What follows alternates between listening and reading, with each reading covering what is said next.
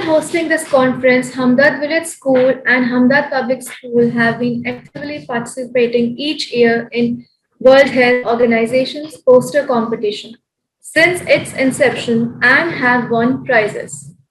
Our next delegate is Mr. Syed Ali Abdullah Rizvi, who is from CAS School, Karachi. Abdullah, please unmute yourself. Hello everyone, my name is Ali Abdullah. I am 10 years old and a student of grade 5 at the CS school.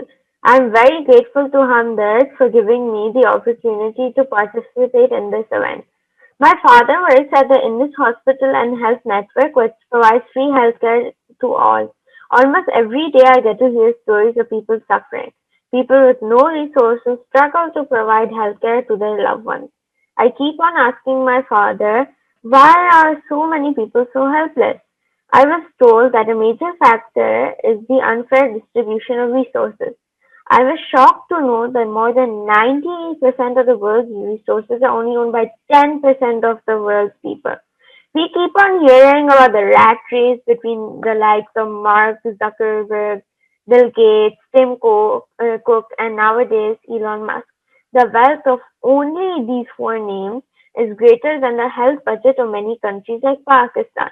Mr. Musk, completely ignoring the fact that there's poverty and lack of education and unclean water supply in many parts of the world, wishes to spend billions of dollars to create tourism to Mars. It's a shame when Earth desperately needs resources, such rich people have no real desire to not only rebuild our planet, rather they are creating ways to increase the divide between the rich and the poor.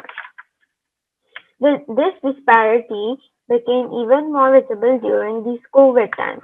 The poor have not been able to afford simple PCR tests, basic medicines, and even hospitalization in these times. Ironically, many rich countries have paid a much heavier price than countries like Pakistan, and the main reason has been the unhealthy lifestyles and the type of food which is consumed in developed countries. COVID-19 has put the question of real health and economic fairness in front of us. Many have been wanting to take actions to make this world a better place.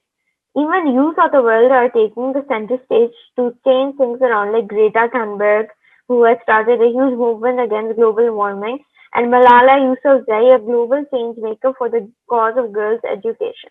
They are all fighting to build a fairer and healthier world. Is a better world even possible?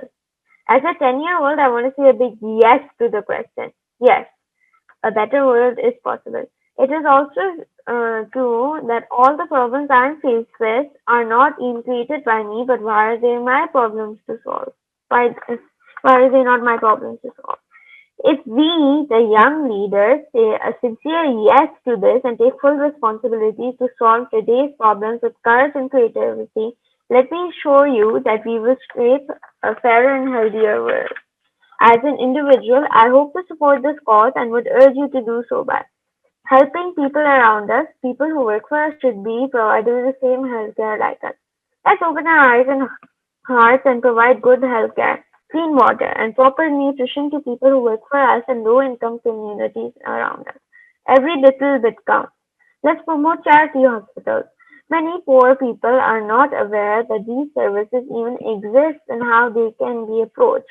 Let us raise resources and even say some of our pocket money to donate to such hospitals so they can treat more and more poor people free of cost. The choice is today, the choice is ours. Thank you. Thank you, Syed Ali Abdullah.